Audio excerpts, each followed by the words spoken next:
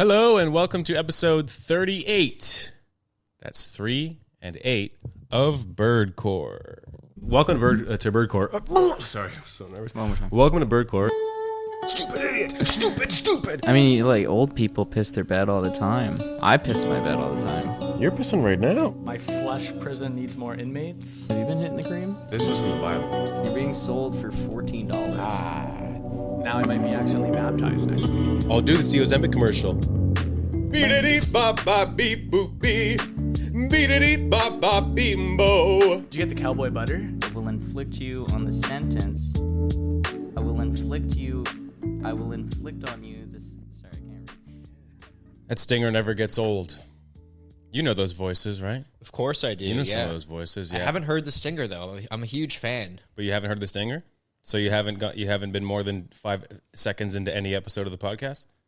I've listened to them all on mute. Oh, okay. Well, that's good. That still helps the analytics.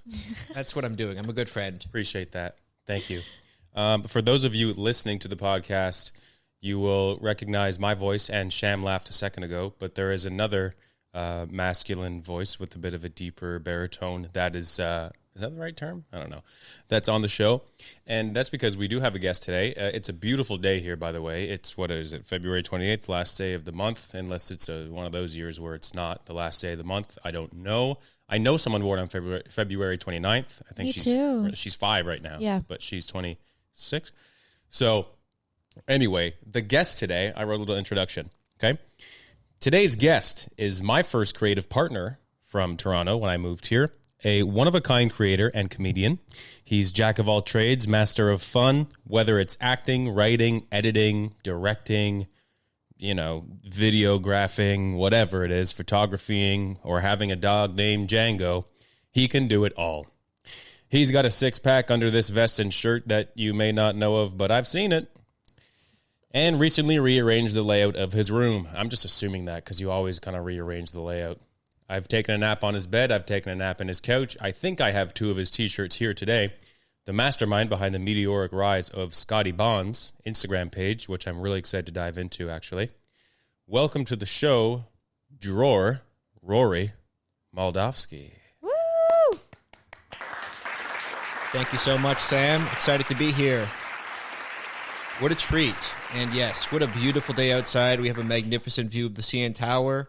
Yeah. And let's go. And my room, to be fair, has kind of stayed the same for a while. Yeah, has it? The last I saw it, I think bed was in the back, and then there was couch on the wall, and then your desk where you edit and do desk activities has kind of stayed the same, no?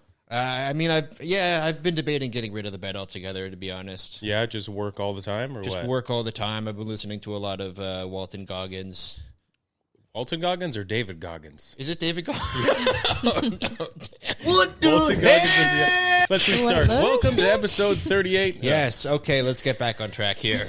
Yeah, David Goggins. Wait, so what has David Goggins been preaching about not having a bed? All these kind of like grind set podcasts have kind of made it clear that anytime you take your foot off the gas, you're kind of falling behind. So I just drink Nespresso and take Vyvanse and go on LinkedIn all night. Yeah, you're a LinkedIn guy, eh? I try to be. What do you think the benefit is of that? Because you'll do the posts and whatnot, right? Like the very LinkedIn-y kind of, I don't even know the term I'm trying to say here, but like the I tried this, and this is what happened. Yeah. Well, I'm only following in your footsteps. I mean, you really put me to shame with your LinkedIn posts. But no, I think it's good to post on LinkedIn. I've had some opportunities come because of it. I never want to do it, but then you'll talk to someone and they're like, "Oh, I saw your LinkedIn comment." And you're like, "Oh, wow, I didn't remember leaving that." But yeah, maybe it gets you a job, gets you an interview, gets you something. That's true, yeah. Did you get your Scotty Bonds job through LinkedIn? I think it may have been a job posting on either LinkedIn or Indeed. Okay, Not sure. Okay. Yeah, I say Scotty Bond's job, but I know that you, like I mentioned in the introduction, you are such a creative in other aspects. Like you have done so many different jobs. Yeah, I mean, it depends what you consider a job, but I have done many different things. For money. And many different things, sometimes for money, sometimes not for money, sometimes for food, sometimes for credibility. But I definitely have been a little bit of a jack of all trades and put out a lot of stuff. You know, a lot of people say to me, Rory, you know, your videos may not be doing great, but you've always posted. Hey, consistency is everything. Yeah, it just takes one to blow You know what up. they say? They say, Rory, you know the thing I admire about you? You've never been afraid to, you know, just let out whatever. Yeah.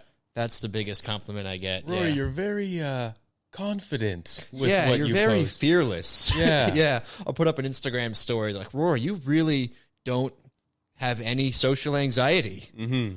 It's never like, Rory, you know, that was such a cool, funny thing you did. It's like, Rory, you just don't care. Yeah. I feel like every step of my career has just been like ripping Band-Aids off, you know? Yeah. Backhanded But, compliments from people. But that's one thing I love about our partnership as well is, you know, right when I saw you and you came to me and you said, hey, I've been looking for someone to do some street comedy. And, you know, my other buddy, he'll remain unnamed, was too embarrassed. So, and that's kind of how we got our start is we decided we were going to go on campus at TMU and just take a microphone, take a camera, I forget who even filmed it, and just go goof around. And that's when I knew. I'm like, okay, Sam's got a similar thing going on. Mm-hmm. I don't think. Oh, it was Alex Antoniadis who was filming. Well, we started filming ourselves. Yeah. And then, you know, due to our magnetic comedic forces, we had someone else step in. Yeah, we said, hey, we both need to be on camera right now. Hey, random guy, you got class in half an hour? Great, you have half an hour to help us film this thing. Yeah, and that was great because we had some good bits where we were both on camera. Yeah. One where we're you know, you know how they have these booths on the first day of school where everyone's selling stuff? Yeah. We just hijacked one of the booths and did our own bit. And, The Tree Sap Club, the right? Tree Sap Club. It was really, yeah. And the Chinese Language Club. Yes. Oh, yeah, you had a great bit in that Had one. a great bit. And my favorite bit, the one where we went up to two attractive girls and Sam proceeded to pitch me to them as I stood there. Yeah, I remember that. I went up to them and I said, would you ever go for a guy wearing like a black Nike t-shirt and navy shorts? And then the camera pans He's right behind me, slowly isn't to he? Rory. They were like, Yeah. no. Oh. Yeah, they pretended they weren't into it on the show, but, you know, I'm dating both of them right now. You couldn't get through that bit without laughing. I couldn't. That's okay. Oh, that's funny. Wait, so I don't know the whole story. How did you guys actually become friends or meet or tell me the lore? Well, I know that it started in RTA 104 audio production because we Okay. were both in an audio production class and we got put into like breakout groups or whatever. Like it just was like, okay, find a partner. And Rory was doing a project on Flava Flav. Was I? Oh, my God. You were doing yeah. something on Flava Flav, and I like had to go like peer review or whatever. And then I was like, hey, this guy's funny. And when I moved to Toronto, we joined Comedic Genius Magnetic Forces. And then we started Prison Pants. And Rory, I don't know, do you want to take it from there? And Absolutely. Well, I think you're leaving out the part where you had a project that I featured on that was about it was about rap lyrics, right? yeah, It's about interpreting what was it, Lil Peep or was it Lil Peep? someone? But I think that project was about what do like lyrics really mean. I know. Haven't we all listened to a Young Thug song and wondered what's he really saying? Yeah, what's the message he's trying to convey? Right. But anyways, moving forward, yeah, so we did the interview thing on campus, and it was actually very well received. I think still our best received video to date. I think it actually has the most views if I go look. Yeah, you want to read the title for the folks? Yeah, let me find it. Sam's the architect of the YouTube title. But then we decided we wanted to keep doing it. I think we did a sequel like a year later. And from then on, we got bigger and bigger. And we eventually teamed up with our friend Gav, who I met, who was our cameraman, but before long became a fan favorite. I was just going to say a fan favorite. The people love Gav. Yeah. Gav is so interesting to me. I've ran into him 4 separate times on Ossington. He is the Ossington man. He is.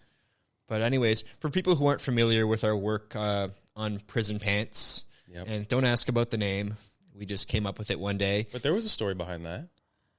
Oh, I think we were sitting at Balzac's Coffee. Crazy name for a coffee Crazy name place for a to this coffee day, shop. yeah. Yeah. And you were saying something along the lines of, I wish I could just wear this like prison tank or something like that. Yeah, I was wearing like a white tank top and leather pants. If I stepped out of the house in that these days, I would look at myself and say, "What the hell are you doing?" But Yeah. I said, "Do I look like a prisoner except for the pants?" That was it, folks. That was it. I completely butchered that. That's but okay. and We'll then cut my that mind connected the dots, and I said, "Prison pants." Yeah. Like, all right, we'll call it that for today, and then it stuck. And for the folks at home who aren't familiar with Prison Pants, which I'd assume aren't many of you because it's a global brand, but essentially, we would have a fictional situation like we do a skit where we need to score well on our test, or else we're going to flunk out of school and our mom won't let us get ice cream. Yeah. Or we're two struggling film producers at TIFF who can't get anyone to buy our movie. And then we'd have that fictional narrative play out in a kind of Borat, Man on the Street, Eric Andre type of comedy. So, for instance, for TIFF, we would go to the actual film festival and wearing suits and pitch our fictional movie, obviously with a different plot every time.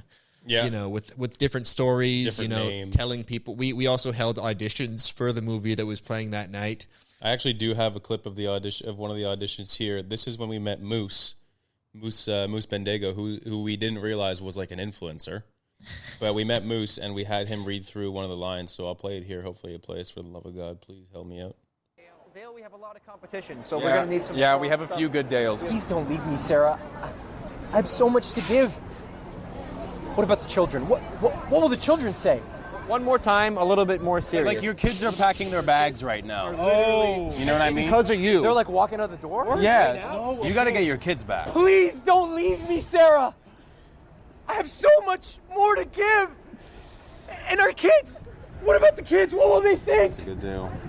He actually did a great job in Hey, that you guys second should reading. be acting coaches because the way he He snapped right snapped into it. something else, yeah. Yeah. But that whole premise of that video, or part of it at least, was I think Rory wrote out a bunch of like random lines from a script, Right. and we just handed them out to strangers and said, we're trying to cast for our movie That's screening tonight. that we're also trying Perfect. to sell. Okay. And then we ended up going to like a crowd of people who were waiting to see a movie, and we're like, this is the kind of thing where kind of similar to what you were saying before about people being like, wow, you're fearless. We went up to a group and we're like, oh, you guys are here for our movie? And they were like, what? And then they're like, yeah. They end up being sarcastic. Yeah, and then I remember there was a Korean film playing with a huge crowd of Korean people lining up, and we pretended to just be celebrities and sign autographs. I Sharpied someone's hand with an autograph. My God. But anyways, to the folks, looking to, break into the, not saying we broke in, but looking to, put themselves out there and do creative projects. This just goes to show sometimes you just got to wear suits and act like lunatics at a film festival, and you'll end up with, one step of the creative road. Yep. Yeah. And honestly, those videos, like you had mentioned before, the one on campus, which the title, by the way, was something like the Tree Sap Club, Olaf the Snowman, and Finding Love on Campus. Mm-hmm. That video has like 818 views, which that was the first video we put out. And, in YouTube context, those aren't maybe like extremely crazy numbers, but for two guys who are just going out and like... Yeah, on YouTube, goofing that's around. great. Yeah. Yeah. I also noticed we only ever posted 9 videos on Prison Pants. 9 videos. Yeah, but they were all masterpieces. Oh, of course they were. Yeah. Yeah. Quality over quantity. Yeah. They were masterpieces. I was watching some of them today because I do have a little game that I want to play which is actually going to be a really easy game once we get to it, I think. Yeah. But yeah, they were edited so just like you did such a great job editing them in such a goofy way, but like so entertaining. Thanks. I mean, that was before the burdens of adulthood started to fester, and I had all day just to edit our goofy little videos. Yeah. I don't know how your computer managed to... I remember coming over to edit, and Rory's computer was... The speed at which Premiere Pro was moving, I would have punched a hole through my computer. Oh, yeah? Yeah. I don't know how I put up with that. I don't know either, man. I think I was still, still living off the bar mitzvah money at that point. Yeah. So. Yeah. Still am, actually. Wow, Hey, really? Eh? my GoFundMe is in the link. In your link or the link for this? In the link. Yeah, I have like 10 links. So Okay, yeah. A link for all your different jobs. yeah. Well, yeah. Jobs of the day, jobs of the night. You know. Yeah. Whatever. I would like to actually play this this game here. So what I've done is this is basically going to be and we could do it in two ways, Rory. Okay. Because it's going to be a guess the video based on a soundbite from a Prison Pants video. And I think that you will be able to get any of them right off the bat. So what we can do is I can do it and you can guess what they are. Yeah. There's choice A, B, C, and D. Or we can let Sham guess what video it's from. Sure. Well, yeah. I mean, that sounds like a much more challenging game, assuming she isn't up to date. Wow, this is like the best game for like an invisible fan base of Yeah. Prison Pants. Yeah. Wait, so I have to guess? Yeah, Okay. let's all just guess. Okay. We'll all just guess, and Okay. we'll tell stories from the field, right? Okay, but Okay. the first one, I'm going to play a little soundbite. Okay, well, that wasn't the part. I can guess it already. I know, right? You're too good. Yeah, I'm going to play a clip. And Sham, I'm going to read possible titles for you, Okay. okay? Always up to trouble. What's your plan for the future, man? What the I haven't even thought about what type of yogurt I'm gonna have in my cereal tomorrow. Miss me with that strawberry shit. What flavor you want now, man? Hey, I've been looking for the banana, but being too loud. Okay, so Sham, based on that clip that you heard, was that clip from A, The Test, B, We Joined the Mob, C, Hockey Practice, or D, Give Us Your Garbage Part 2? Give us your garbage, part 2. Rory, break it down to her. Well, I mean, as you can hear by our intimidating voices, much you could say mob-like. Yeah. I might have to guess that we are in the mob. Also, as we know, mobsters love banana yogurt. Yeah, there's actually been a big banana yogurt Oh. shortage I just thought in it the mob was too community. obvious, so I was going for the tricky answer. No, that's what when you think that you have the answer and then you end up saying, nah, it's not that one, you go for a different one, it's usually the one you thought it was. Okay. Okay, I'll know better next time. Okay, well, let's see if you will. Which one is it now? Okay. Date I have is July 12th. Yeah, that works for me. Me too. Ah, wow. Our first date. Let me just lock that in. Wait. I forgot. My hockey team practices on Mondays. I can't do it. Huh. You also play hockey? Yeah, we practice 3 times a week. Oh, good for you, Gav. All right. I guess that rules out the 12th. Oh, sorry, guys. Okay, that's why we have these meetings. God, this game is hard. I'm sorry. It's not you, it's the game. Shut up. I actually meant to start that clip a bit later, but I think this will be a pretty easy one. So, Shan, based on that clip that you heard, was that from A, Give Us Your Garbage Part 1, B, Pitching Our Film at TIFF, C, Crashing Our Campus Halloween Party, or D, Hockey Practice? Hockey practice. Yeah. It's because I accidentally Yeah, what gave it away? The word hockey? 3 times. Yeah, no. That was another deep cut.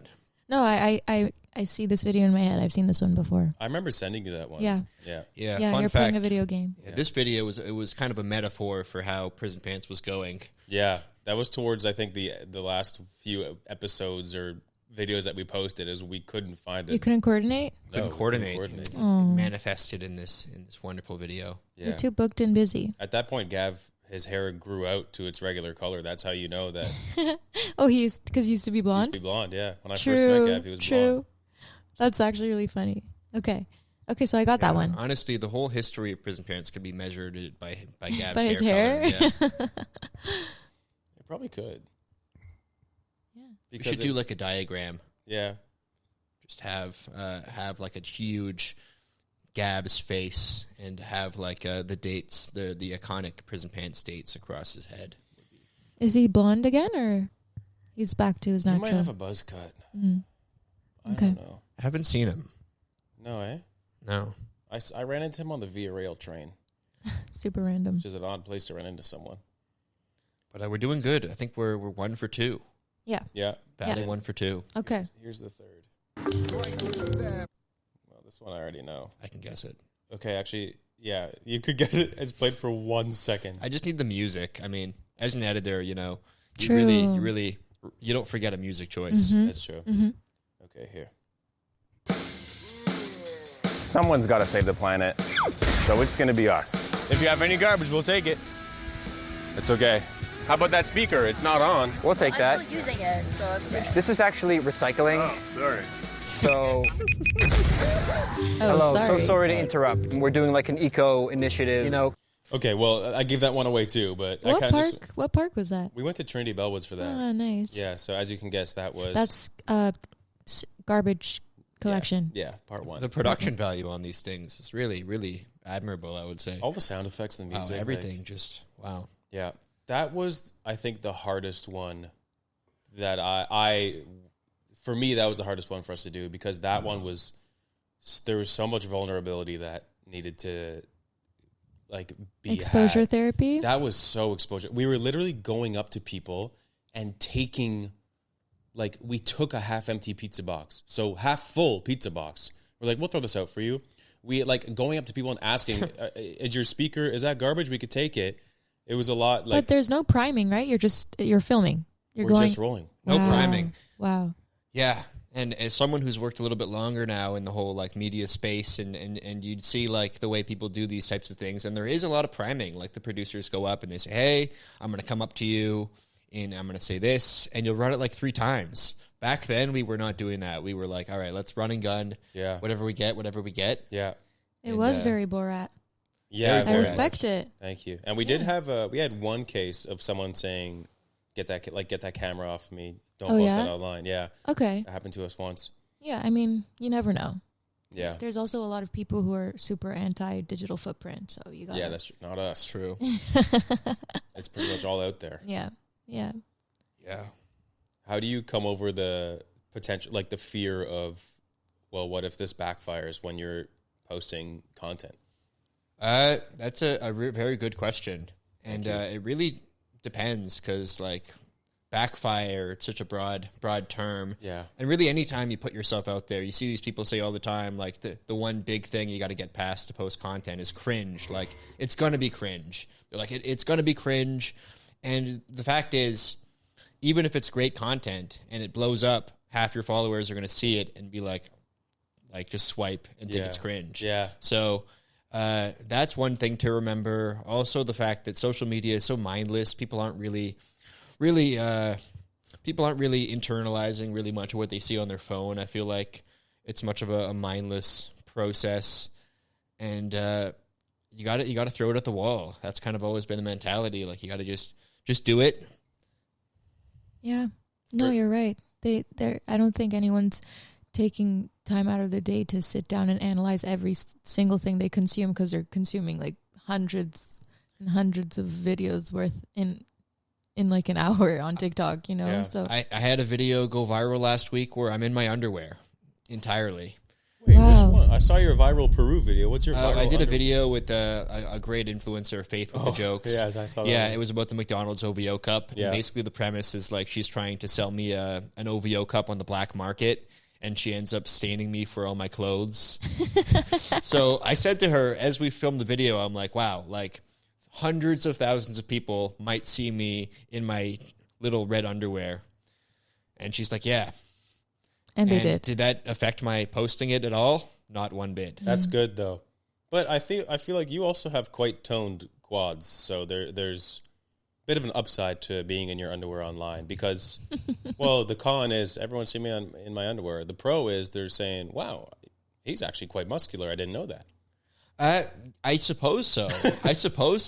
Yeah. Quad yeah. God? I mean, I do kind of have that like hidden strength where people are like, whoa, that he's jacked. Yeah, I don't really know how to take that. How did that video do though in terms of engagement? Oh, it did fantastic because I think what made it do so well is we took this thing. I didn't even know about the OVO Cup, honestly, and it was brought to my attention that there's this Drake meal, right? And instead of coming at it from the classic angle of, oh, we're going to try the Drake meal, we had a whole new spin on it and just kind of took this idea of people going above and beyond to try to buy the cup. Like people were selling the cup for like $1,000 on eBay, and kind of took that into a fictional environment of kind of a drug deal. And, Yeah. Well, looking at it now, 166,000 views, and I guess that is a good way to insert yourself kind of in the conversation of something that's trending without being very like, you know, hitting the nail on the hammer, the whatever, and the head and the hammer and the nail. Yeah. So in general, just I've become very detached with just content. Like the biggest thing I tell myself is content. It's not real. Like videos on your phone, it's not real. Like it has nothing to do with real life. I mean, the only real backlash would be if, say, you're applying for a job or something, or you say something problematic and you create a reputation for yourself in that regard. But in general, the idea of being on the little screen and looking goofy, I've completely moved past it, especially since I'm such a frequent character on the restaurant that I work for, Scotty Bonds. In every video, I play the ignorant white guy that can't pronounce the Caribbean food correctly and violates all the stereotypes or whatever. And that guy in those videos, I have no attachment to that guy. He's a guy who I created for the purpose of mildly pissing off Caribbean people to get engagement. He is not reflective of the person I am. So I like how you're saying that into the camera. The disclaimer? We could put that at the beginning of the episode. Maybe.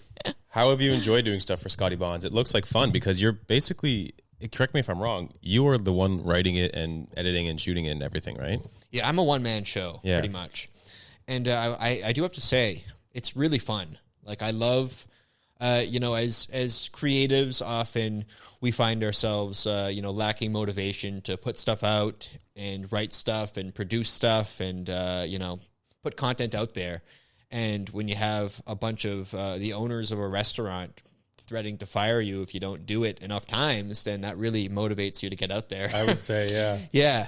I mean, there is nothing like having to put out 4 to 5 videos per week for a major, public brand to get you really going and in the groove of writing stuff, directing stuff, doing all the stuff you want to do eventually on a larger scale, but kind of working those muscles and learning the social media landscape. Like I would say even my ability to register a good hook and what's going to resonate with a social media audience has improved drastically. I look at stuff I was doing back last year and I'm like, wow, you kind of develop an awareness for what's going to perform well. And also like knowing the audience and having a couple posts do well makes it a lot easier because then you can start to look at the comments. Oh, a lot of people are commenting about like mispronouncing roadie. Okay, let's add that to the list. And we're just going to do a format that we have already done that works well, but interchange roadie instead of oxtails,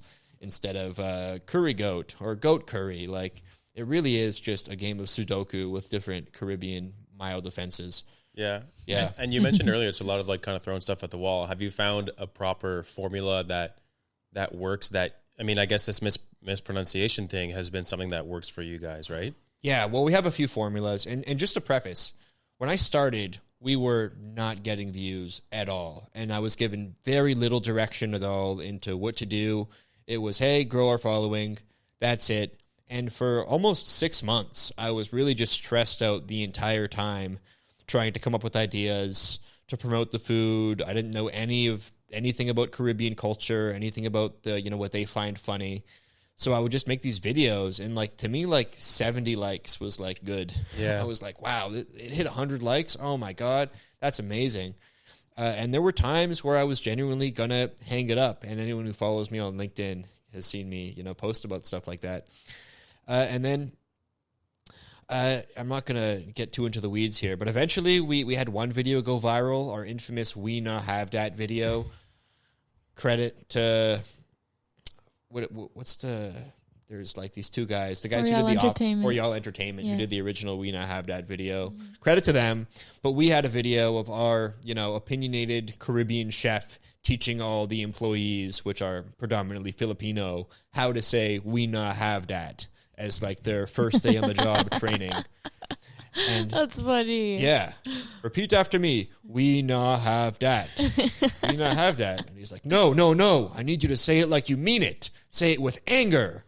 And then one of the Filipino ladies is like, but we do have the food. He's like, whoa, watch your attitude. Go clean the toilet with a toothbrush. Really kind of making fun of this kind of mindset of this like Jamaican restaurant chef. And that kind of went viral. And from then on, we just kept doing more and more of those. And then one of our famous formulas became the teaching stuff to the staff. Yeah. So we did that same format with everything, how to properly pronounce plantain. What do you say when a customer comes in for ketchup? What do you say when a customer asks for goat curry? And they're all the same thing. He's teaching them the term.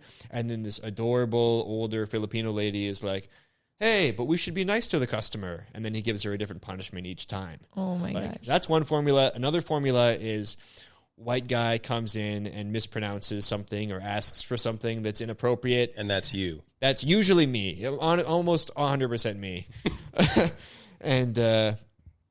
And then he gets punished. Like, I've had many punishments. We have actually branded the punishments. Like, we have a new thing called pepperizing, where if the customer makes a violation, like saying oxtails, they get kidnapped and brought down to a dark and sketchy basement, and they get pepperized, which is basically their assistant pulls their head back and takes the hot sauce and just pours it down their throat until they fess up and change their behavior. And the brand is like, yep, post it. Well, basically, because a leader in the space, for folks at home who aren't familiar, Shelby's is a big shawarma chain, and they've grown to social media and entertainment stardom with their big, boisterous Arab shawarma man character, and they get really violent. Like, they get way more violent than us. They have like kidnappings and stuff. So we're like very tame compared to them, but they kind of became the gold standard in my opinion for restaurant marketing, just kind of taking these things and kind of learning how to take these things like ketchup on shawarma and really take them to the next level. Really? Yeah. Hey, wow. Yeah, I've seen some of the, you guys have collabed on some stuff too. Yeah. I got to be the guy who put the ketchup on the shawarma, and he hit me across the face with a giant wooden spoon. Yeah, it looked a bit like a canoe paddle.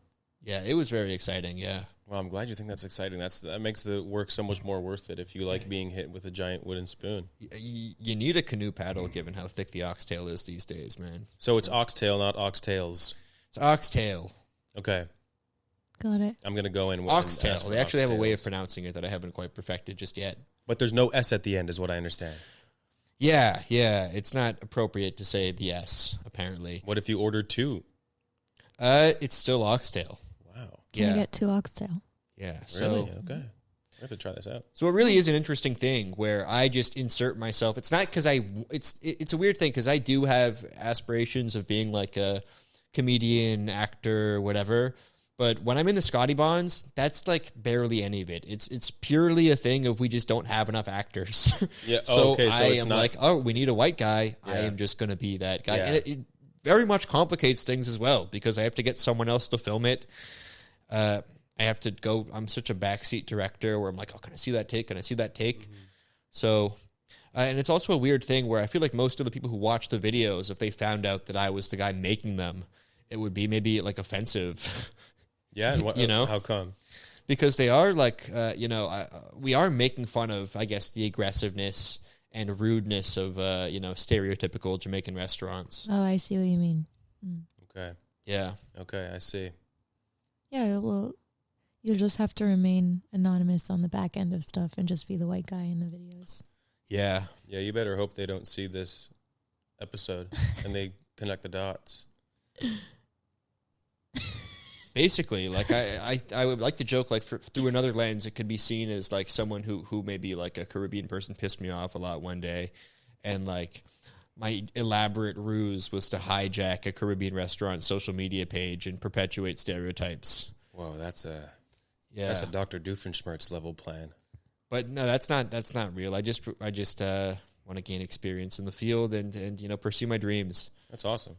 And you had mentioned to me that earlier off camera that you're not really ingrained in like internet culture.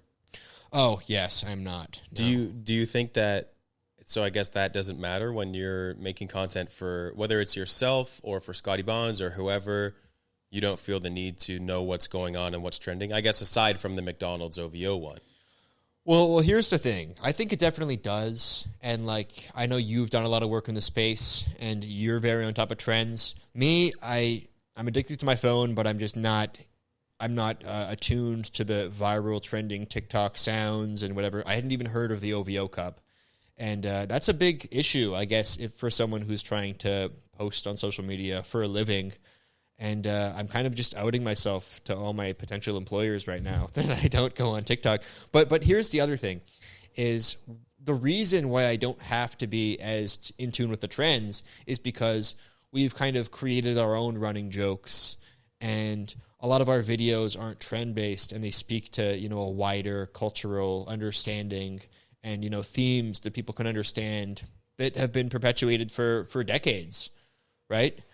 And I do see a lot of restaurants who are struggling to get their social media off the ground is because all they do is just copy trends. Yeah. Like I have another client who shall not be named, and all they do is just send me like viral restaurant formats, and they're like, we want that. I'm like, great, but like you're never going to build a brand for yourself just copying these formats. I mean, it's better than nothing. It's great. But yeah, it's kind of a double-edged sword, the whole trend thing. Yeah, I also have seen that there's a lot of... Oh, there's a vacuum outside. You guys hear the vacuum? Yeah. Whatever. Hopefully Okay. it's cut out. Yeah. But a lot of what is going to be successful online in 2026, from what I'm seeing by the social media experts, is social series, like shows. Yeah. Like the kind of thing that you're doing right now for Scotty Bonds is already successful, and you have a fan base that's looking forward to that content. So they want to see, like, oh, I wonder what the next, like, I guess episode is how I would call it. Mm-hmm. Because, you know, they recognize you, they recognize the chef. It's important, I think, to have those reoccurring characters. And I think that because everyone's very much shifted to online, this is a way for them to consume consistent entertainment. And like it's almost like a TV show just through their phone. You know what I mean? So I think that does actually end up separating you from, you know, other restaurants and whatnot. I, too, was doing content for a restaurant or a restaurant kind of that shall also not be named. But it was very much of like, you know, we want to do what this place did. Right. I'm like, okay, sure. Recreate. Yeah. Yeah. Yeah, which works and can pop off if done at the right time and in the right way. But sometimes it's not super sustainable. For sure. It's just like, you know, it's not timeless. It loses its meaning after a week when the next trend comes around. Exactly. That vacuum's and right that's outside not the to say door. that I've like figured things out at all. Like we've got the attention, but at the end of the day, when you're creating content for a client, it's about generating them sales and, you know, making them money. And the hard thing about social media is you don't always see that. It's hard to gauge the actual impact of a social media post. Like they say, marketing takes forever. So you could have, you know, a bunch of million view videos and the client is still like, hey, our sales are down. This isn't working. Like what's going on? Like there is no direct correlation to like the content is going viral to the client is happy, right?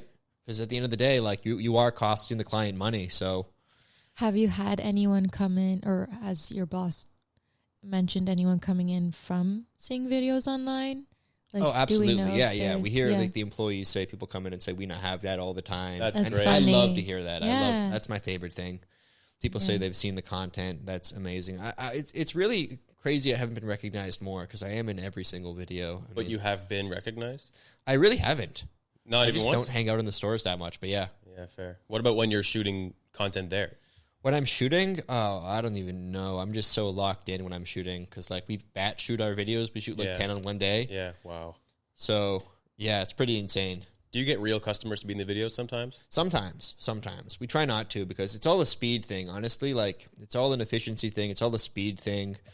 When you're dealing with this kind of work, you can't really afford to be, you know, crossing the T's and dotting your I's and, you know, coming up with a masterpiece on every single video because at the end of the day, it's a game of volume, right? It's how can I, you know, maximize impact and reduce time and, you know, maximize results.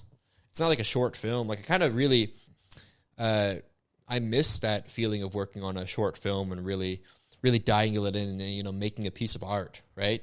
Do you feel like you're able to do that with your personal content, though? Like if it just shifting gears a bit, like the content that you post on your own, is that your way of kind of, you know, scratching that itch? And I'll give an example is your recent few videos in Peru. Those seemed like a very much form of art because I know how much you love food and you love travel, and you kind of tied both of those into some of your recent videos where you in Peru. Sure. Well, I know I appreciate that, and yeah, it's tricky. I mean, hey, this is all coming as someone who's like overthought content for years and has really thought of it every single angle. But I do think that with my personal content, especially recently, you are willing to work a little bit harder on it because, yeah, it is like, as you saw that's part of why like Prison Pants couldn't keep going, is because I really poured everything into those edits. And you're like, Rory, like you got to just know when it's done. You got to know when the edit's done. And for me, I'm like, no, this is going to live forever. This has to be perfect. So I've kind of always had that approach and that passion that goes into all the work I put out. But I also wouldn't say it's art necessarily. As an artist, like for those who don't know, I also make music and I've done that for a while. Film I'd consider more art, and with content, it's still content. Like there's artistic elements that go into it, but it's not art. Like even with the Peru videos, while I am more passionate about doing content like that, where I'm really, being honest about my passions and being funny and being, chatting with the locals about, the local cuisine and stuff, it still is kind of a formula. It's like, okay, I'm going to, serve this need of people who are interested in Peru. I'm going to use food as a hook.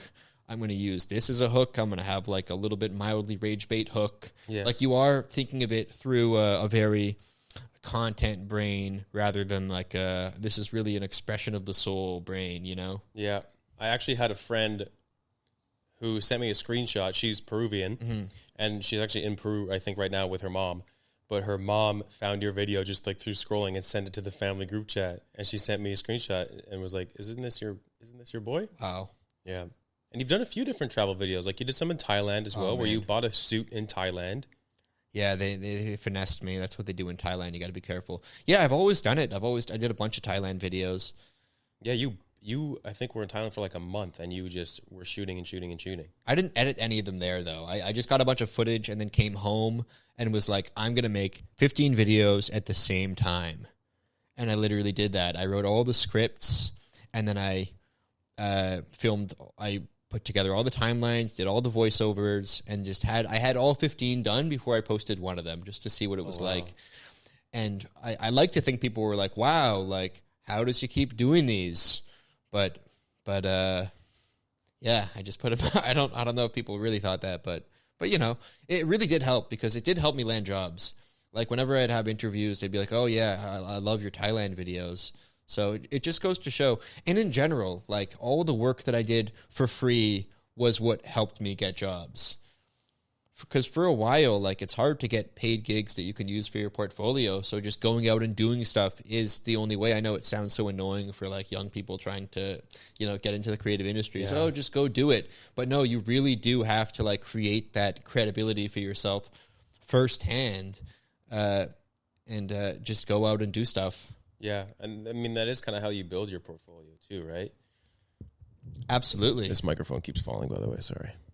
Absolutely. Just doing free work, doing cheap work, and eventually, you get paid work. Mm-hmm. It pays off in the end if you just keep at it. And if it's truly what you want to do, then you get fed in a way that's not monetary, but just doing what you love. And like you said, you build your book up, and eventually someone will recognize that and pay you what you deserve to do what you want to do. You also find a way to be so good at it too.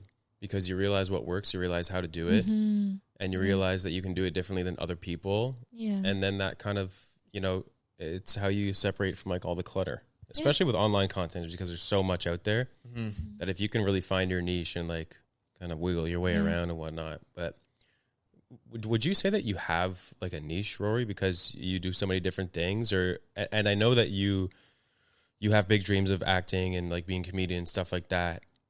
Is there a point where you think you'll have to kind of, like I mentioned, like you're a jack of all trades. Is there a point where you think you'll have to narrow down on one and ride that wave? Absolutely. Like when it comes to content, absolutely. Like I think once you find your content format that's working, just keep doing it. And it doesn't have to be one thing. Like there's people who do like, videos about many different things, but in one style, right? You're kind of like hitting the same audience with each video. And that is something that I'm really trying to do. Even with the Peru videos, I filmed 3 videos while I was there. They all did pretty well. And immediately when I got back home, I was like, I have to keep hitting on the Peru thing. So I immediately found like a local Peruvian restaurant and wrote a script. And the whole premise is basically that like I'm so depressed from coming back from Peru that I have to go, you know, feel at home at this restaurant.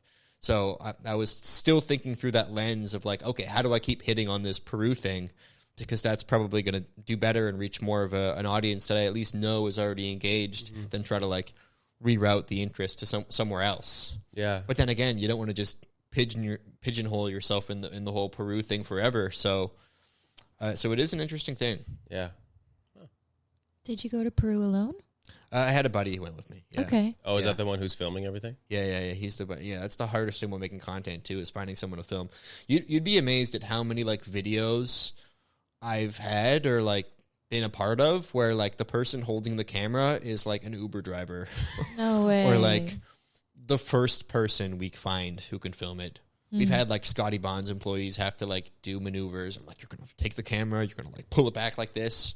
Meanwhile, they're wearing gloves full of like jerk chicken sauce. Yeah, exactly. And my infamous tourist in London video from way back when, I like tricked a classmate into filming that for a school project. Really? Which was supposed to be like a 2-minute commercial, but we ended up filming all day where I wore this goofy hat and tried to find Buckingham Palace as a tourist. I remember that video. Yeah. Maybe your niche is like outside of what you do for work is travel content.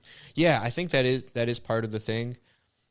Travel content and localized content is really good. I want to start doing more like Toronto-focused stuff. Yeah.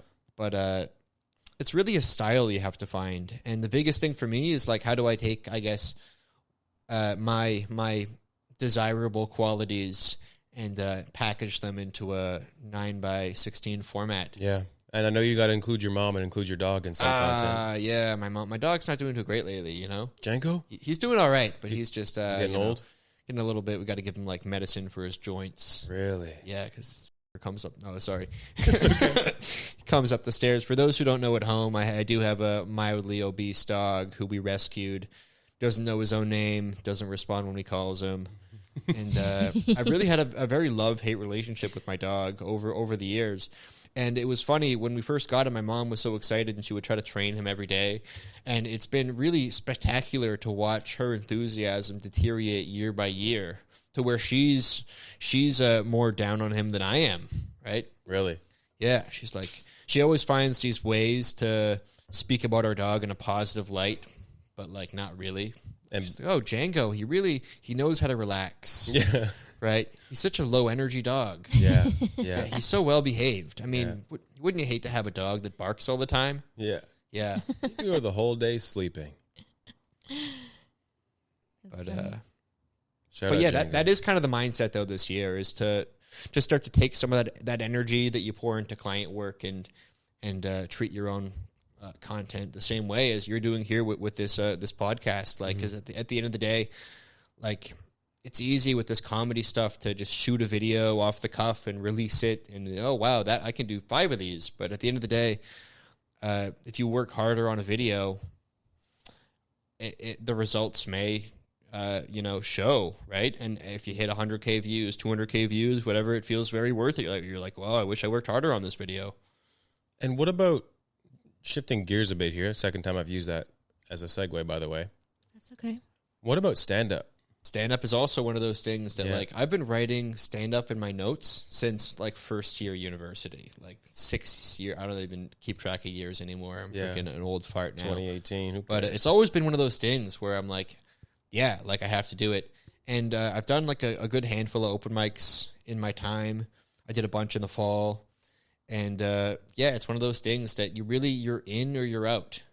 You have to manage your time and your career to afford that space to be out at comedy clubs, 3-4 times a week, waiting around to perform for like 5 comics. Like, that is just something you have to account for, because stand-up, like many other endeavors, it's a game of momentum.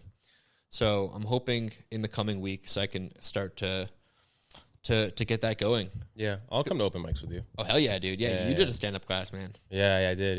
Yeah. I want to do more of it. But that's such a good point about it being a game of momentum.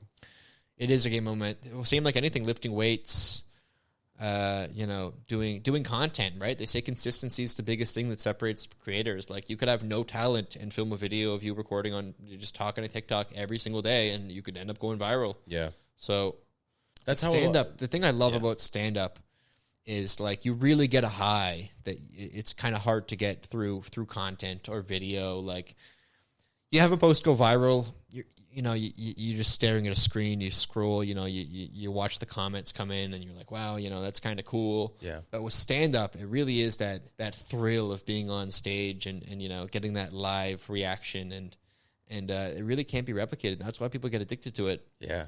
Have you ever crushed? Obviously, no. Oh, well, yeah. Have you ever like killed, or have you ever bombed, and in both of those cases, how do you deal with it? Yeah, well, I've definitely done. I mean, depends what you consider killed, but I've had good sets. Yeah. And I've had terrible sets. I've had sets where I'm in the back of a bar at 1 a.m, and the guy who works there starts to rearrange the chairs as I'm up there. Before you're about to deliver your punchline? Before I'm about to try to think of my punchline. Oh, I've never actually gone up and had a script memorized. Wow. I just have some ideas I want to do or talk about, and just go up, and that's kind of one of my big pitfalls. Is I'm a man of many premises. Yeah. not much punch, but yeah. But then I've had a couple sets where you get into a groove and you just kind of get going, and you feel like nothing can stop you, and people are like, oh wow, you're so confident up there, and then you're like, yeah, hell yeah, and then the next time you go up, you completely just eat. And bombing is the worst feeling ever. No matter how much you want to convince yourself that, oh, whatever, it doesn't feel that bad. It does feel bad. You're someone who's used to, getting laughs, having one-liners, and you're up there in front of a bunch of people judging you, and you just don't feel funny. You're like, nothing I say, they're just pissed off. Nothing I say will be funny, and then you walk out and you're like, wow, all the air is sucked out of you. Yeah. I don't know. Have you experienced any of that, or? Well, honestly, I've only done 2 sets, so I haven't. I mean, I guess I've bombed in front of my class. And I don't know if I would say bomb, but more of I got giggles. But the sets that I've done in front of crowds, I think I've done okay. Mm-hmm. I also, my first set that I ever did was at Yuck Yucks in front of 60 people. It's crazy. And I was the only amateur comedian. Everyone else was an established comedian. So, and I realized that while I was there, I was like, oh my God, I recognize all these people, and I know they're funny. And I followed a guy who killed. And I was like, okay, well, I mean, I know my set, I know my story, I'm just going to do it. And hopefully more stuff, hopefully I deliver it in a way that can make these people laugh. But so I wouldn't say I killed at Yuck Yucks, but I didn't bomb for sure. I got a lot of laughs. I'm sure you did great. Yeah, that really is so cool that you just went up and had the balls to do that for your first set ever at Yuck Yucks. Also, I'll ask you after about how you managed to get on, because I know it's kind of tough sometimes, tricky to get on amateur night. But that is so cool that you did that. And I have to ask you, as taking the role of the host, you've never really been so eager to do stand up. So what kind of switched in your mind that made you want to pursue it? Well, I definitely haven't been eager to do it. I haven't been oh, tonight I gotta go do it. But I've always wanted to do it. I'm sure I mentioned this to you years ago. I've always been oh, I'd love to try it one day. And my dad does stand up. And one thing that kind of I've been thinking about was, because he's always told me, you got to do it, you be good at it, you're confident, this and that. And one thing that I've always said is it would be such a regret in my life if my dad and my mom, if they never got to see me do stand-up. Wow. You know what I mean? So I was I have to. That's deep. So sure, I was doing it for me, but I wanted to do it so that my parents could see me do it. Oh my God, I wish I had that type of thought about my parents. I'm if I do stand-up and my parents come, I'm no, I'm going home. Yeah. I don't want them to come home. Well, no, at my show at Second City, I invited, my parents literally came to town. And I had different friends and whatnot who showed up. But yeah, I wanted my parents to be there no matter what, because I know I can make them laugh. For sure. Shout out Ted Bird. Yeah. Love that guy. Oh, Ted Bird says hi, by the way. Oh, amazing. Yeah, he said he's looking forward to listening to this episode. Oh, absolutely, yeah. So Ted, yeah. What do you really think about Ted now? No, I love Ted, man. He's one thing about Ted is that well, I shouldn't call him by one thing about my father is that he is not afraid to. He's so secure in who he is and what he says, and whether it's online or in person. Like, he will not switch up to conform to people's needs if he doesn't if he doesn't believe in that. You know what I mean? Does that make sense? Oh, for sure. Yeah, I can relate to that. Absolutely. Yeah. I often get comments like, Rory, I can't believe you just said that. Like, yeah. You really just don't care. Yeah, but my dad is like, too bad. Like, that's who I am. Like, take it or leave it. He'll never change his ways to appeal to someone else. Completely. And I relate to that for better or for worse. Like, I made a lot of enemies in my day, you know, for the folks at home who don't know me. Made a lot of enemies, made a lot of friends who didn't like me at first. Really? Like, I've had some of my best friends have told you, Rory, I really hated you at first. Like, I was like, this guy is so obnoxious. He's saying all these things that are just completely unspeakable. And then eventually I realized, hey, it's all just a bit, and you're actually a nice guy. Yeah. And, you know, I do have to say this for the folks at home, is that under this whole facade, I is an actually nice guy. I would say. Wouldn't have you on here if you weren't a nice guy. Absolutely. Yeah, this has been a very long time coming. We've talked about this, I think, since I started Birdcore, and I'm sorry that it took me so long to get you on. It was my third restarting of Birdcore where I finally had you on as a guest. Absolutely. Well, I'm honored to be here. I'm honored to be on a podcast. I love to speak. I've always been told I had a face for podcasts. Is that right? Yeah. A face for video podcasts or a face for podcasts like 10 years ago? Yeah, this isn't recording, is it? Oh, no. Okay, cool. No, we were going to have an animator draw up what the episode would look like. Can you animate me? I don't know. Ben, can you do that? Ben is editing this one. Oh, yeah. You know, I actually got Ben a job the other day. Really? Yeah. Oh. Shout out, Ben. Yeah, Ben, make him look good now. Apparently he's killing it. That doesn't surprise me. Ben's the best. And you know what? You know, just to stroke myself off here, I do love, there is nothing I love more as a creator than to, like, get other people work. Yeah. And, you know, let other people shine. Like, as much as I love to be on camera, I do take a lot of pride in my ability to, like, set other people up to succeed. Like, take Fredo, for instance. Like, he often credits me, like, Rory, like, I was going to give up media, I was going to give up whatever, but, like, you re-sparked my passion. You, like, showed me, you know, that I could really do this. And, yeah, I love to be able to identify talent and put them in a place to succeed and make them. I don't have to be the star of the show. I don't have to be the funny person. Honestly, like, most times I'm editing my own stuff, I'm like, I hate how unfunny I am in most of it. Like, even in Prison Pants, for instance, you're seeing, like, the 2% of, like, parts that I didn't absolutely hate of myself is what makes it into the Prison Pants episode. Really? Yeah. But you'll still, for example, in Scotty Bonds, you'll still be like, I'll be on camera. Yeah, well, for Scotty Bonds, I like, my whole purpose in those videos is to get a reaction, is to elicit a reaction from people that are like, "Whoa, this white guy just said that." Like, it's not like it takes much performance nuance. It's like, just deliver this thing. Just go in and ask for ketchup. That's all you have to do. That's your entire role, and then just scream in pain when he spanks you with the wooden spoon. Mm-hmm.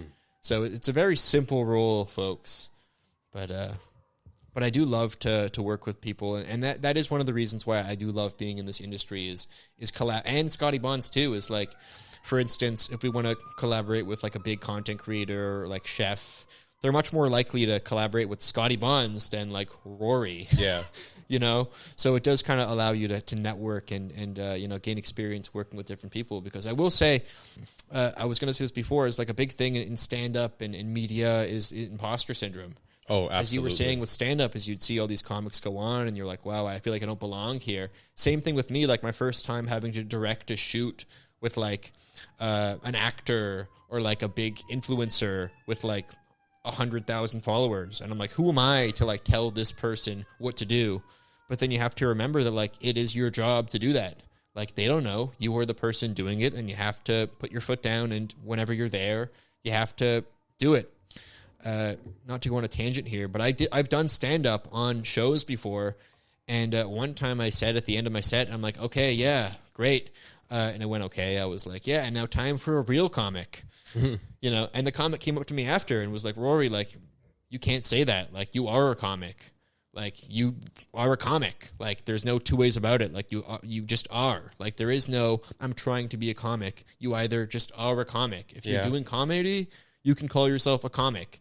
And, like, even just being able to kind of hang your hat on that title, like, I'm a comic, it is hard. Like, you feel like an imposter, but you have to just say, I'm a comic. Yeah, that's a great point. I was literally thinking about putting in my, like, bio or whatnot, putting comedian or Why something. not? Yeah. Yeah, that's true. Because there is such that imposter syndrome of like, well, why would I be? What makes me? But I guess if you've done it, and if you, to a certain extent, we do it for work, why couldn't we be? Say you're a comic. That's simple. I'm a comic. Ah, yes. Do it one more time. I'm a comic. Amazing. Your turn. I'm a comic. Sham? I'm a comic. What? I don't know. I want to put that on the soundboard. Okay. That was good affirmations. Shouts out to comedy. Comedy. Coming at you. That's what So my I got to says. ask you, like, so what are some of your biggest comedic influences right now?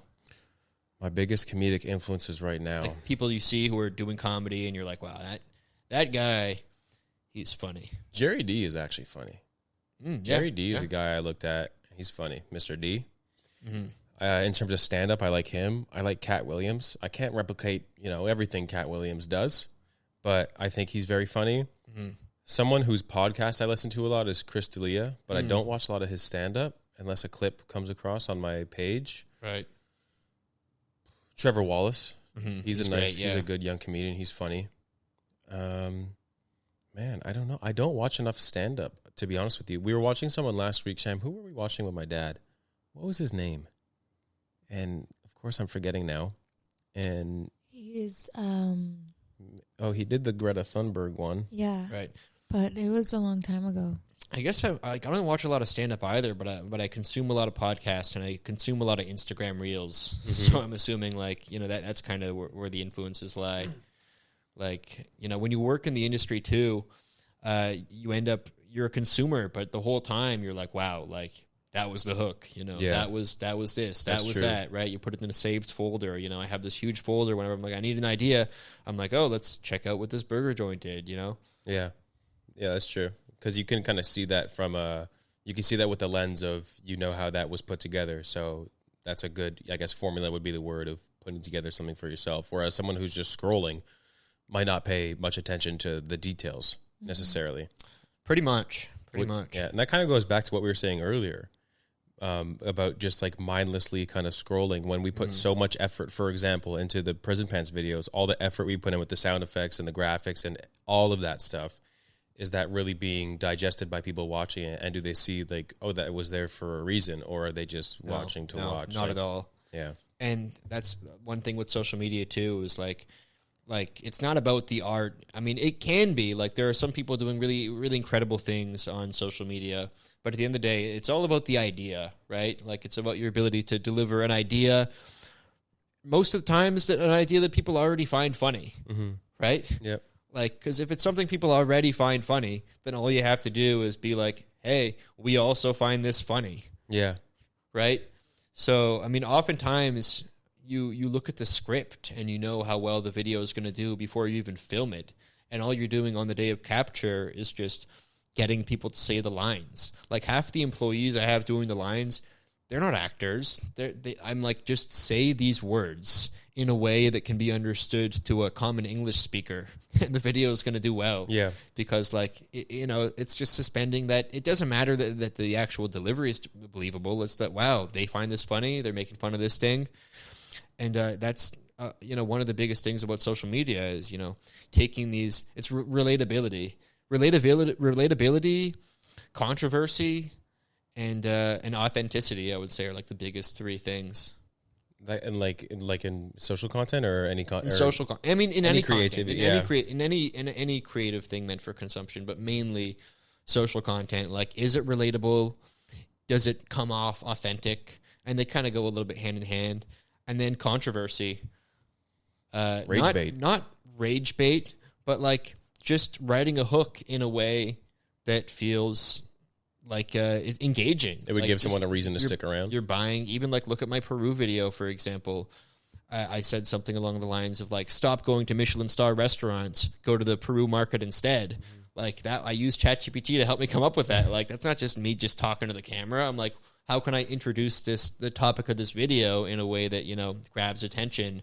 Even like the whole hook of like walking through the market. Like I walked through the market a couple days before. I'm like, wow, I see it. I see the video. I see the hook. So, and even like with videos too, I'm thinking of like the title. Like we've had text on almost every single Scotty Bonds video. I'm not sure people realize that. Is like I have like a POV Caribbean restaurants on every single one. Partly because I'm just scared to like not tell people what the joke is before they even see it, right? Yeah. So much to consider. Yeah, that's true. We do the same kind of thing with CBC. Is like we have the POV of whatever it might be. We have subtitles for everything because it is a lot to consider, I guess. And people, if someone's watching without volume, we need to give them a reason to continue watching with subtitles and stuff like that. And you're doing a great job with that, by the way, too. Thanks. Yeah, it's fun. There's a whole team behind it. That's crazy. I just picture it's the three of you, but no, there's about 7 of us. That's wild. I don't think I can't like peel back the layers too much, but it's a team effort. Such a fun job because like working with a team, it's really one of the things I miss most about like Prison Pants too. Like, because like my job, at least with Scotty Bonds and my other like, you know, just being a freelancer, you're part of teams, but you really are a lone wolf. Yeah. Right? You have to kind of find that drive to do stuff on your own. And there's no one vetting the ideas or the scripts or the edits. It's all you, right? So to be able to work with other people who are like-minded and creative, it's really something that you can't take for granted. Absolutely, yeah. And it could develop into much more, too. You never know. Much more. Mm-hmm. Sham, how you doing over there? I'm good. You comfortable? Yeah. Yeah? I feel bad because that's like a backless chair you have. No, it's not that. It's just the Pilates. Oh, your legs are sore? Yeah, my legs are sore. Legs are hurting? Yeah. I did a Pilates class a couple of weeks back. How was It was that? amazing. Where'd you go? It's called Ultimate Athletics. Ooh. Oh, is that in Rosedale? Yeah. Yeah. It It's was like amazing. a second floor. There was like an older woman who ran the class. You know, it was funny. I showed up to the class before my class was set to start. It was like the ending of the previous class. And I'd never done Pilates before. So I assumed that I just had to like jump in and start with them. So I show up to the Pilates class and I'm looking around and I'm like, what are these ropes? Like, what do I grab? I'm like, what's she doing? And then they just were like, hey, like, can I help you? And I'm like, I probably look like a clueless little dog, don't I? They're like, oh yeah, your class starts in 10 minutes. I was like, all right. Yeah. It's funny that the door was just open Yeah, and you could just go in. You could just go in, but my class was life-changing. And I thought the teacher was great, but then another woman after the class was like, just so you know, she's one of the best teachers, you know. So and her classes are always booked up, and I plan on loosening these limbs with her. Yeah. Was it with the reformer, like the machine? The reformer, the reformer machine is actually life-changing. I'm like a wellness guy too. I'm an underratedly wellness guy. Yeah. I've started doing yoga in the morning. Yeah. Every day? That's amazing. This week I had like 3 days where I woke up at like 7 and I have a mat in my room. I have like shout out yoga with Adrienne. She's got a fantastic mobility yoga in the morning. I've watched some of her stuff. Oh, she's actually. great. She's great. It, Yeah. It's crazy because like she makes the exact same joke around like the 6:17 mark of the video. And like I'm like mouthing the joke because I know it so well. Yeah. Right. Part of me is like, oh, I've heard this joke already 1,000,000 times, but yeah, I'm like beating her to it. I'm like, yeah, I know. I got my left leg goes back there, you know. So that's how often you're doing it, where you know what she's about to say. I know what she's about to say. Yeah, it's really weird. Yeah. So trying to, balance out the grind with the wellness here. Well, it keeps your mind balanced too. If I've never been to Scotty Buns, what should I order when I go? Oh, I'm going to get myself in trouble here. Well, it depends how hungry you are. It's a hungry man's game with Scotty Bonds. But Yeah. Do you like oxtail? Yeah. I'd say go for I like the oxtail. oxtails. Oxtails, roadie. They don't have oxtails. They oh. don't have oxtails. They only have oxtail? We not have They that. have fantastic beef patties. That's all I'm going to say. Okay. That I could do. I know what you're getting at. They got some of the best beef patties in the game. We did a Street Sense Great, video. great water. Yeah, the door gonna get myself in opens trouble here. smoothly. Well, we did a Street Sense video where we blind taste tested different beef patties. Is that what you're getting at? No. Oh, I just mean the patty is my favorite thing on the menu. Oh, okay. But I remember I left a comment on that video. Yeah, that was in funny. patois. Yeah, you did. Yeah. Like, Yeah. you know nothing about patty. The crazy thing is, I've like developed the brand voice, and the brand voice is like a large Jamaican man. And I sometimes ask ChatGPT, I'm like, how would a Jamaican man say this? But like, make it more Jamaican, make it less Jamaican. And I respond to the comments. It's gotten to the point where, like, even as Rory, I use the same voice in my comments. You're like at dinner with your family and accidentally slip into patois? Yeah, all the time. Well, more so on social media. Yeah, than fair real enough. life. Yeah, but you're actually just this like white guy with your glasses on, typing it out. Yeah, I'm like, she not know that me, you know, me want that, me want the oxtails, you know, me. I'm serious. Like, I believe you. The voice. I'm like, how can we have this hilarious skit and not have the caption, you know, fit the vibe, right? And you do it in the video for work sometimes too, right? Sometimes, like, you know, if I'm trying to order. Yeah, I had a very funny skit with Fredo where we have, like, here's the thing, is sometimes you'll find a formula that's bulletproof. And we ran this formula 3 times, and it's hit like over multiple million each time. Wow. And the whole thing, it's simple. It's like black person gets a huge portion, white person gets a tiny portion of the food. And then the white guy does something to impress them, and then he gets the big portion too. Oh. So we've done this 3 times. It's almost like playing with Fool's Gold after struggling to get 70 views for so long. And you're like, I have this thing that I know if we do it, it's going to hit 1 million views. Like, we can do anything, you just know. Because you've done it before. But I'm like, Fredo, like, why they give you so much food? And he's like, you wouldn't understand. And I'm like, no, tell me. He's like, first of all, you stared at the menu for 15 minutes. Second of all, you asked for oxtails. And I'm like, all right, so how do I fix it? He's like, just go back and ask for a little more. I'm like, what? He's like, just trust me, go ask for a little more. And I go and I ask for a little more. And then the guy, like, daps me up and gives me the food. Wow, so there's a hack. If you're going to Scotty Bonds, there's your hack. That's one of our viral formats. Also, we not have that. It's like, we just spam that. The owner would be like, hey, like, Rory, I think we're doing too much we not have that.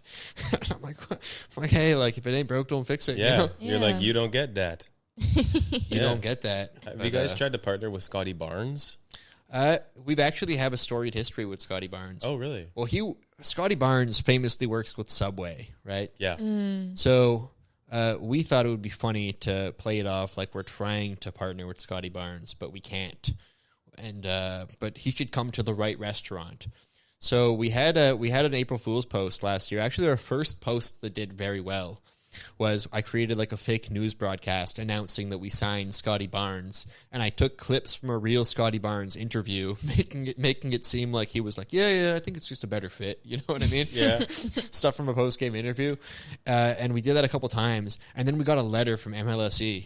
Oh, shoot. Yeah, and it was literally like a cease and desist letter saying like, hey, like, you can't mention the Raptors, you can't mention Scotty Barnes, take everything down right now. Dang. Wow. And weirdly enough, my crazy bosses were like, this is how you know it's working. Well, yeah. Do It's it again. reaching You know what? A letter from MLSE, you know, that means we're pushing the right buttons. You're reaching the masses. Well, yeah, I guess it's getting seen by the right Yeah. eyeballs to a certain extent. But that was insane. I just love the fact that someone at MLSE was like in a meeting showing them videos, Oh, yeah. showing them videos of like me. Yeah. You know, I love to think about that sometimes. The president of MLSE was like in a Yeah. boardroom saying, Literally. everyone take watch these it. down. Take these down. Yeah. Oh, wait. Rory, something that... wait, sorry, were you going to No, say something? go on. Okay, I'm just trying to get comfortable here. But I'm actually really hot and he's close. But something that we... What? How do I look? No, it's funny. Yeah? You look comfy, I think. I think I'm comfy. Yeah. I don't know. The grout fit is grout fitting. Yeah. Something that we like to do on this show every week, Rory, is when we have a guest, is we'll ask them 2 things. The first one is we'll ask them to give us a sponsor, because this show is not sponsored. I cannot have brands associated with this show. Or he'll get a letter from MLSE. Or MLSE will reach out. Okay. So one thing that we do is we ask a guest to give us a fake ad, like a fake ad read. So I'm wondering if I can put you on the spot and ask you to tell the people who this episode is brought to you by. And it has to be a fake company. Okay. Absolutely. I've actually been waiting for this all day. Actually? Yeah. Any specific category for the company, or? A recent trend has been food, but it doesn't have to be food. I feel like has food been a trend recently? For fake ads, yeah. Oh, for fake ads. Yeah, and I guess Okay. just in life, and too. moms. Food and moms, yeah. Okay. Okay. So, for the folks at home, a lot of the times I find myself having a shower in the morning, and I use the same towel every single day, and it really stinks. It stinks. It smells like applesauce and vinegar. What are and you washing yourself in? Well, a lot of different things, and so no, this is just such a bad. This is such a bad direction for this. Dude, you're too deep in it. I'm just going to have fun with my microphone. I don't care anymore. Okay. So this episode is brought to you by the Toronto Towel. Go on. It's the best towel. It is a phenomenal towel. All you have to do is rinse yourself with and dry yourself off with the Toronto Towel, and all your Toronto dreams will come true. You'll wind up against a nice Toronto baddie. You know, you'll get all the McDonald's discounts, and Drake will send you a personalized letter. All you have to do is dry yourself off with this towel. And if you use the code Toronto Towel OVO OWL, you'll get 55% off on this purchase. And yes, this is brought to you by the Toronto Towel. I'm also forced to say that this towel will not solve your depression or anything else you're struggling with. To legally say that. Yeah. Thank you, Toronto Towel, for... Thank you. Oh, I'm really sorry. I keep moving this around. I know it's a pain. Well, it's just... Oh, it's because, look, the legs are... Look. Sam's got all for the viewer, for the people listening to the audio only version. If you're still with us, Yeah, Sam's really struggling. he's struggling to put together the setup with his mic and everything like that. I figured it out, guys. You know, the good thing about podcasting is it really forces you to be more eloquent. And I don't know about you, but I'm getting a lot of ads on social media for like confidence and like speaking and like charisma. You ever see that? Like 18 day. I don't know if they just think I'm lame, but I get all these things about like, hey, like think before you speak. Like this is the small talk that's going to kill conversations. Here, this 18-step program is going to make you more charismatic and well and eloquent. Yeah. And I'm like, you know what? People don't think enough about, you know, how eloquent they are, especially someone like me who has to, you know, stay in the dungeon editing all day as Sam struggles with the pod. I'm really sorry. But podcasting really forces you to become an eloquent speaker. Yeah, you have to kind of be... Well, the opposite of whatever I'm doing right now. There's a split second more before opening your mouth, I think, at least for me personally. Yeah. Whereas when I'm just talking to my friends or like off the show, it's more... I don't want to say I'm not being organic, but I just think a little more before I say anything. 'Cause Yeah. I want to... There's a certain amount of subconscious preparation before you start actually speaking. Mm-hmm. But this is all, like, I can edit any of this, too. Mm-hmm. So that's the fun part about it is... It's not live. Yeah, it's not live. One thing when I started doing this at school, it was live. True. So I had to make sure, like, I was saying the right thing and I wasn't taking too long of a pause. Like, there have been pauses in certain episodes where I've just tightened. Yeah. But I wasn't able to do that live. Yeah. But Yeah. They have AI for that now. yeah, I don't know. I don't like to use AI for this stuff, though. I use myself for sometimes Ben. Mm. Hell yeah. Well, Ben, we're looking out for you, dog. No words wasted. Yeah, thanks, Ben. Something else that I do, Rory, is because this is bird core, I do ask my guest what their core of the week has been. It could be a core belief. It could be a core meal you had. It could be a core joke, a core value that you are thinking, a core whatever. It could be a core chair. I know you said that chair's comfy, so that's the example that came to my head. Yeah, but well, not to sound too much like Walton Goggins here. David Goggins. Throw back to the beginning of the podcast. If you're still with us, thank you. Who doesn't love a bookend? No. It's been wellness and in developing good habits, right? I got this book. I'm sure you guys have heard of the book Atomic Habits. It's really embarrassing, buying a book like Atomic Habits and, just, you're at a small bookshop and you hand it over to the guy, and it's like you have this, you know, you're like, yeah, I'm really trying to better myself right now. But why is that embarrassing? It's not embarrassing, but it's kind of like, it's kind of vulnerable to get a book like that. That's true. Yeah, that's why I ordered mine online. There you go. And I even said to the guy, he was like, that's a popular one. And I'm like, yeah, hopefully it'll help me develop some good habits. Yeah, that was the first book I read like during COVID. Atomic Habits. Yeah. There you go. So you got a head start on me. But yeah, just trying to wake up earlier and, you know, start my day with like something like yoga. You know, I'm a very tense person sometimes.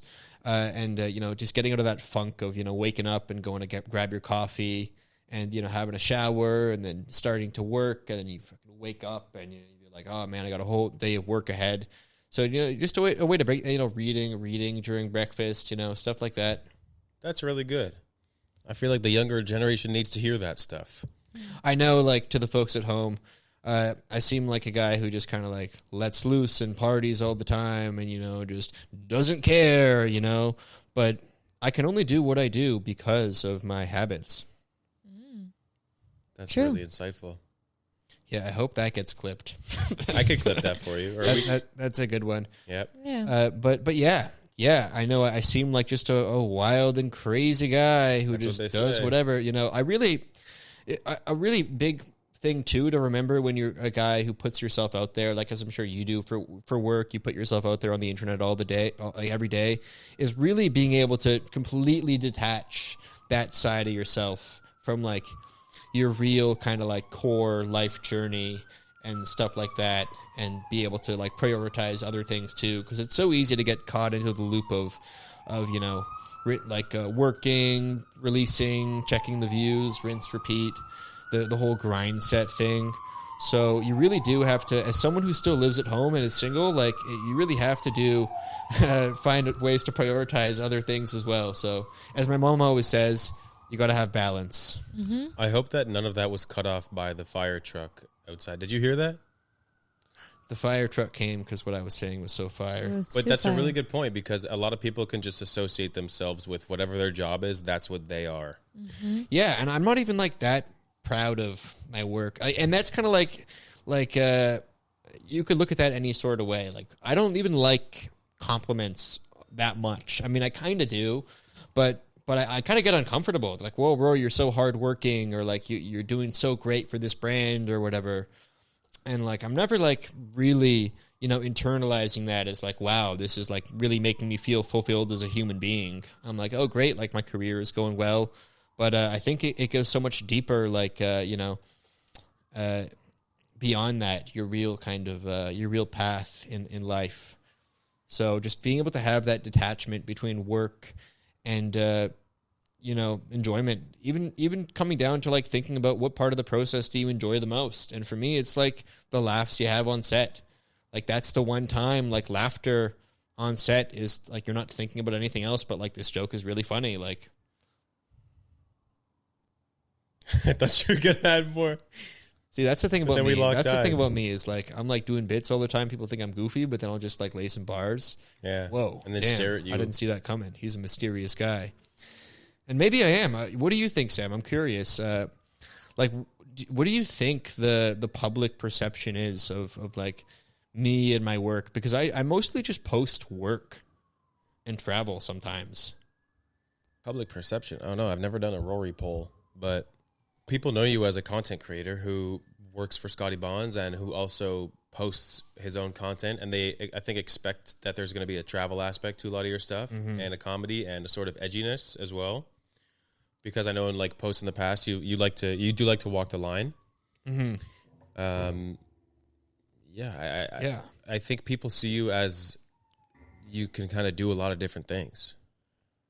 Do you agree? And do you agree? I think so too. I think so too, yeah, for sure. But then they're so surprised when they hear like, Rory, you have like an African music vinyl collection. That too, yeah. Like there's so many like curveballs, like, oh, I played Scrabble growing up. Like that you're like, whoa, like I'm actually like secretly really good at badminton. Josh Willick knows that. And basketball too. I'm not that good at basketball. I think you can hoop. I can hoop. I can like hold my own at the community center. Like I went last Tuesday actually, and you know, I got a couple buckets. No one's who's counting, right? You. I'm absolutely counting. But yeah, like I've always found myself very malleable. Like like I can hang with the comics, I can hang with the music people, I can hang with the film people. So trying to navigate my way through all these different factions without really, while kind of on the quest to figuring out like, what is your faction? Do you have to create the faction? Similar to you, I feel like you're kind of like that. You're kind of a man of many groups. You got the bartenders, you got the work people, you got the you got the bar life, you got the comedy life, you know. Yeah, well, I'm not in restaurant anymore, but I do still hang around with some of those friends, I guess. But yeah, I also think when I moved here, I was like, okay, I kind of want to insert myself in as many circles as I can because I need to make new friends. That was a big part of getting into a bunch of different groups. But yeah, I think I do still. I can hang with certain amount of groups with like-minded interests and whatnot. Yeah, and look, I've found myself very successful at making content for Black people. Yeah. And I don't know if that's a coincidence or anything like that, but maybe that's my market. It could be. You should capitalize on that. I think you have a little bit. Yeah. Sham, I noticed now you were just on the floor. Yeah, I ditched the poof. That's okay. Yeah. What's your core of the week, Sham?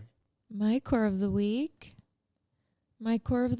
is spring core because I feel spring in the air, and I can't wait for winter to be over. It's felt like a very long winter. It has. It's been dreary. Yeah. Yeah, I mean, I got to get away for a little bit, but yeah. True, I did a didn't. little 3 week I was break. stuck here. Yeah, I mean, even coming here today, I was like, wow, it feels like spring. Yeah, absolutely. Yeah. We were walking out and about, and it felt very spring-like. That's why we had to close the blinds, because the sun's shining so bright. The sun is shining. What's your core, Sam? I think grout fit core. Okay. But I do have a little black speck on my sweater. Yeah, probably grout fit core. I think maybe sweat core right now because I'm sweating. Okay. But also because I did three Pilates classes 3 days in a row, so I was sweating. Back to back. When do you do it, in the morning? Yeah, usually morning. Like we went yesterday at 7:20 in the morning. Oh, damn. Yeah. We like a good morning Pilates at you. Sesh. Yeah, I went Thursday before work, and I had such a productive work day, and my energy was just there. I felt great, which is what you were saying before. Like just doing it, like doing that first thing in the morning was such a good way to set up my day. Yeah, sometimes you forget about the coffee even. Yeah. That's true, because we'll do our Pilates class before even having a coffee, and then the coffee. Yeah, well, that's a good thing too. I mean, I don't forget about the coffee, but I think I could do without it because it does serve a similar need, right? Of waking you up, right? You drink coffee, so you feel more alert. But waking up the body kind of helps you feel more alert as well. Yeah, I thought I could. Dopamine hit. Yep, I thought I could do without coffee. I tried to do 5 days, but I did one, and then I had such a bad headache. So the next day, I was like, I can't do this. Yeah, I mean, no, there are so many ways to alter your day, little, as you know from reading Atomic Habits. So many little secrets. Yeah, absolutely. Yeah, I should read that book probably. I have it in Montreal. We could find it. Yep. Look, before we wrap up here, Rory, I want to know if there's anything that. Anything else you want to add, or anything you want the people to know about you, what's going on in your life and whatnot? Well, first of all, thank you for having me on. This has been very, very good, and I'm sure no pauses will have to be cut out because we've just been spitting heat the whole time. We've been flowing. But no, it really is a time. It really is a time to be alive, and you gotta just make it happen. It's easy to dream big. Since I was a little kid, I always kind of rejected the idea of adults, they have to work for a career and then, retire. I remember I just heard that. I heard that and I was like, no, I don't want that. That's not for me. I'll go to school just to appease my mom, but the whole work and, work a 9 to 5, whatever thing, I just knew from a young age that I don't want to do that. And I always made videos. And I always just kind of had in the back of my head, I'm going to do stand-up later. I'm going to do videos. I'm going to be a director. And then you get to an age like I am where I just turned 25. And I've been doing it. I went to school for media. I've been doing, a handful of creative projects. I've had a lot of work. But there comes a time where you're like, I have to go all in. I have to really treat this like a job. And you have to give no fucks and really put every fiber of your being into getting where you want to get to. And also understanding that, those aspirations won't necessarily fix everything. You have to have a balance of other things as well. I don't know why this just came to mind, but I saw a reel from an ex-NBA player talking about how, like, the way to achieve a goal, like get into the NBA, is to be isolated to an extent and, like, have that crazy Kanye mindset of, like, I'm going to do this thing that everyone says you can't do, and to just go all in. And the lucky thing is with the time we're in now in 2026 is there are infinite ways to make it and infinite opportunities to find jobs and reach new markets just through social media. So it's such a great currency to be able to put yourself out there and do that stuff, because it doesn't matter. You could be obsessed with cacti or freaking lemons and just make videos about that, and it's like the biggest thing ever, and everyone falls in love with you, and immediately you have a whole career. Write a book on lemons, people buy it just because it's funny, right? So I had a good beginning to that. I think all of it was very good, actually. I feel like that can resonate with a lot of people, and I think that's what a lot of people need to hear too. Yeah, get off your ass, start posting shit, and that's it. Like, people aren't gonna find you and give you opportunities. You have to get them. And, like, coming back from Thailand, that was my biggest thing. I just, like, stopped working on creative projects for a little bit. I'm like, I'm gonna make a website. I'm gonna make a reel. No one wants to do that shit. No one wants to, like, pay for Squarespace and, like, make a reel and do, like, LinkedIn outreach. But hey, like, a LinkedIn cold DM is what led to me getting a credit on MasterChef, both US and Canada. So you really have to fight for yourself. And as one of my favorite professors, Steve Levitan, always said, is be a terrorist on your own behalf. What does that mean? It means you have to be your own biggest fan, your biggest supporter. You have to, like, find the gaps in things and be like, oh, I'm going to, this person has some motion. I'm going to go offer to film a video with them. I'm going to do this. I'm going to pitch them this idea. There's an opening at this company. I'm going to, like, write an essay to the person who works there. You have to really fight for yourself. And then when you get an opportunity, you got to make the most of it. Like when I got Scotty Bonds too, it wasn't a cool job at all. It was like they were completely dead. The page, it was like lame it was okay content. And I knew, I'm like, this job is going to suck for 6 months. But if I can figure out a way to get it popping and get the viewership going, it can be a really cool thing that's fun and that looks good. And I had to push through that and, create that job, essentially create my own job. So that can really be applied to anything, because, like, anyone looking to make it in content too, I know I'm a little bit all over the place, but like when you have 1 million subs, it's not like the work stops. It's not like you don't have to try as hard anymore and you can just go vacation. If anything, the stress level goes up of like, wow, I need X amount of pieces of content or people will stop giving a about it. So you really have to, you have to find parts of the process that you love. You have to love the work, and you have to understand what you're getting into. Let it marinate.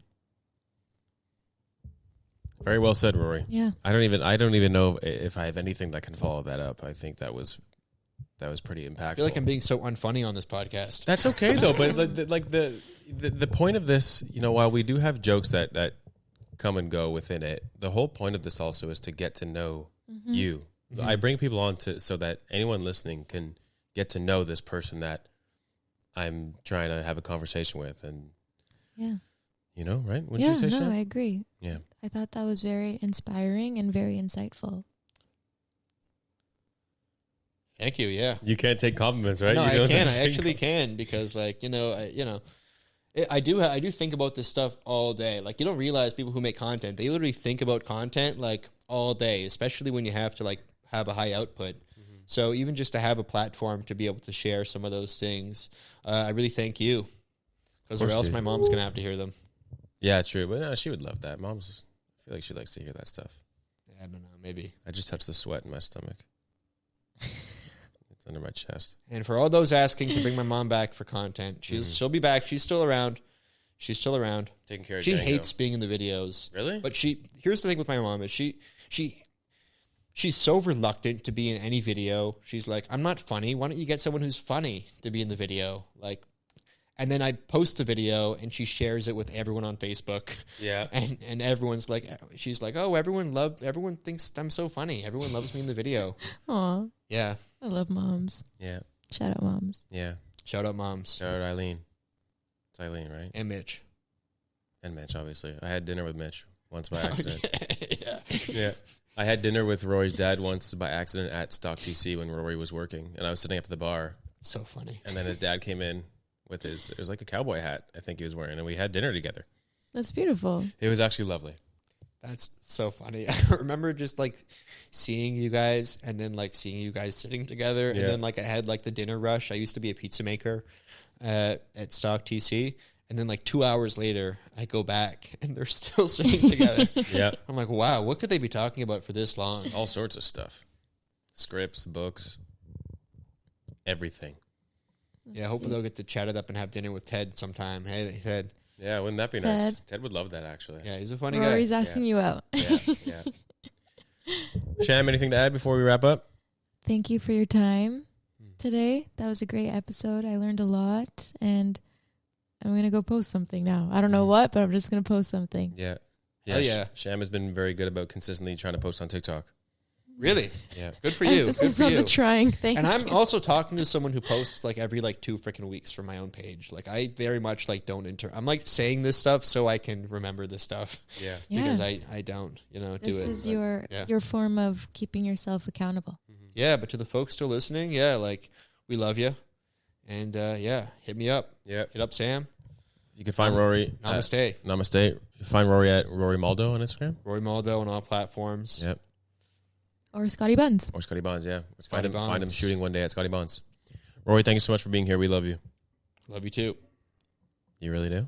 Yeah. Thanks, man. Love you both. Hey. Sam a little bit more, but Yeah, sorry, that's how it is. All right. Thank you for tuning in to episode 38 of Birdcore. You know where to find me because it's Birdcore Show on Instagram and TikTok and Birdcore on YouTube. And big thank you to Rory for coming here today. Long time in the making, and we finally got it. And I loved it. And Ben, thank you for editing this. And you're editing tomorrow's episode too. But I guess I'm now just having a conversation with you, Ben, through the podcast. So, okay, Ben, I'll text you details and whatnot. And Rory is also wearing socks that don't match, by the way. oh, do I? You know, I actually looked into the laundry bin to find these socks. You know, Really? yeah, I didn't have any socks. That's okay. I kind of like what you got going on. Yeah, thanks. All right. Peace and love. Namaste. Namaste. Namaste.